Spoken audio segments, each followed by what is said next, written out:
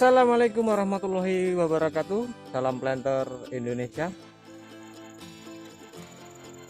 Oke, dulur, ketemu lagi dengan Bang Adi.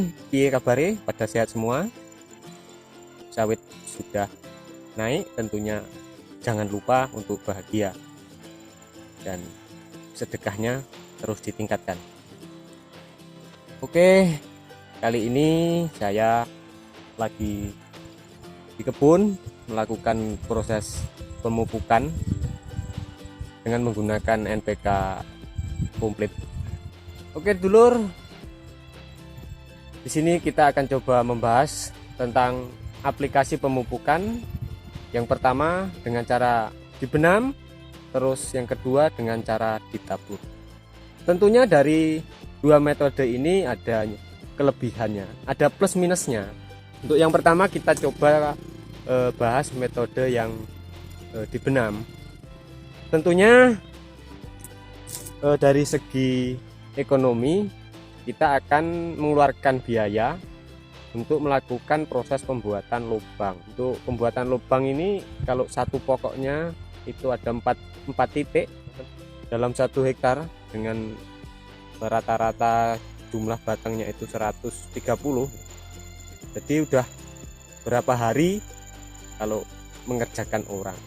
Akan tetapi kelebihannya ketika kita melakukan proses pemupukan dengan cara dibenam atau di lubang, tentunya akan awet, artinya tidak terjadinya proses penguapan, karena setelah pupuk dimasukkan kemudian kita tutup dengan tanah kembali, maka dia akan aman di dalam tanah tanpa adanya reaksi dari sinar matahari ataupun udara. Akan tetapi kelemahannya pupuk yang kita berikan itu tidak langsung diserap oleh akar, karena bekas cangkulan tentunya akan memutus akar. Nah, untuk membuat akar baru itu tentunya membutuhkan waktu, mungkin 2 minggu ataupun 1 bulan baru akan muncul akar baru. Jadi kecepatan penyerapan unsur hara di dalam pupuk tentunya akan membutuhkan waktu yang relatif lebih lama, terkecuali panjenengan atau bos-bos yang baik hati itu melakukan proses pembuatan lubang 1 bulan sebelum aplikasi pupuk di kebun.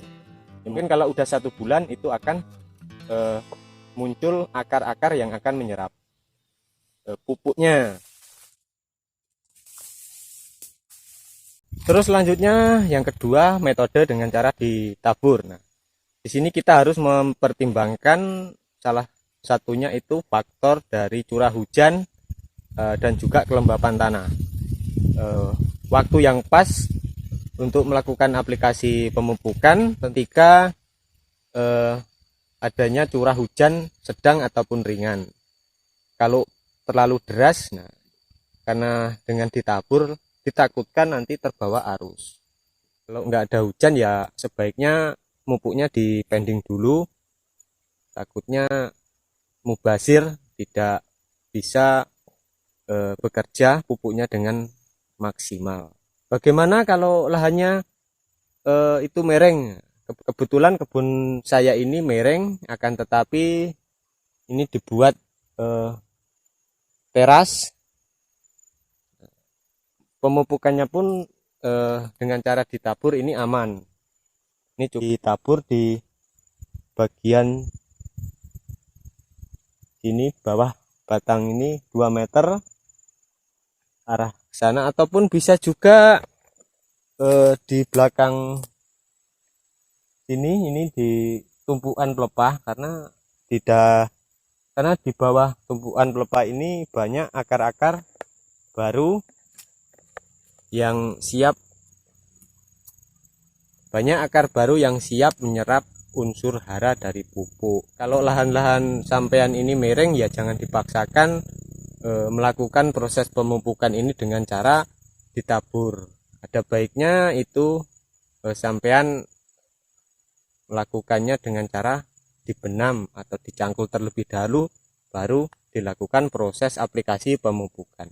Kelebihan selanjutnya proses penyerapan unsur hara pupuk ini akan lebih cepat dibanding dengan metode benam, karena tidak adanya proses pemutusan akar, sehingga unsur hara itu langsung bisa diterima oleh akar-akar yang ada di dalam tanah.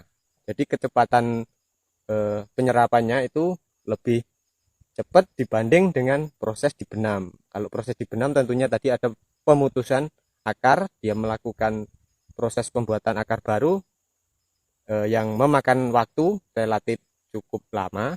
Akan tetapi kelemahannya kalau kita melakukan dengan cara ditabur itu adanya proses penguapan, karena begitu pupuk kita tabur ke tanah dia akan bereaksi. Nah, tidak semuanya itu bisa masuk ke dalam tanah. Sebagian unsur-unsur itu ada yang menguap, tapi kita tidak bisa memastikan berapa persen unsur hara yang menguap, karena namanya pupuk kalau sudah kena di tanah, tanah itu basah, nah, itu akan segera bereaksi mencair, nah, pastinya akan masuk ke dalam tanah. Dan di dalam tanah sudah ada akar yang siap untuk mengangkut atau memakan unsur hara ini, pupuk ini dibawa ke batang kelapa sawit. Oke, seperti itulah kelebihan ataupun kekurangan dari dua metode pemupukan.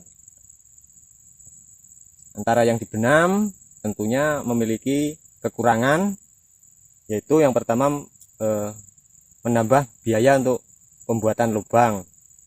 Akan tetapi kelebihannya pupuk yang kita masukkan ini akan lebih awet dan aman dari proses penguapan. Terus yang kedua, dengan cara ditabur tentunya aplikasinya lebih mudah, lebih cepat, dan tanpa mengeluarkan biaya tambahan untuk membuat lubang.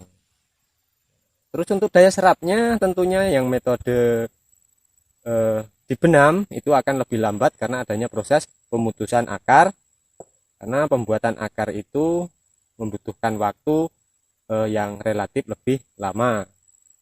Beda dengan cara ditabur, begitu pupuk kita aplikasikan ke tanah, mungkin beberapa hari itu langsung bisa diserap oleh akar-akar tanaman kelapa sawit kita. Jadi dua metode ini ada kekurangannya dan kelebihannya. Tergantung dari sampean-sampean mau melakukan yang metode dibenam itu lebih bagus, mau yang metode ditabur itu tidak masalah. Tergantung dari kemampuan dari individu masing-masing. Yang terpenting jangan lupa itu dipupuk. Mau ditabur mau dibenam, yang penting sawit kita harus dipupuk. Oke dulur, mungkin sampai di sini dulu. Semoga video ini bisa bermanfaat untuk diri pribadi dan rekan-rekan petani, terkhusus petani kelapa sawit. Dan jika dirasa video saya ini ada manfaatnya, ya jangan lupa untuk disupport dengan cara menekan tombol like, subscribe, dan di-share jika dirasa bermanfaat. Oke dulur, kita lanjut melakukan proses pemupukan. Salam Planter Indonesia. Assalamualaikum warahmatullahi wabarakatuh.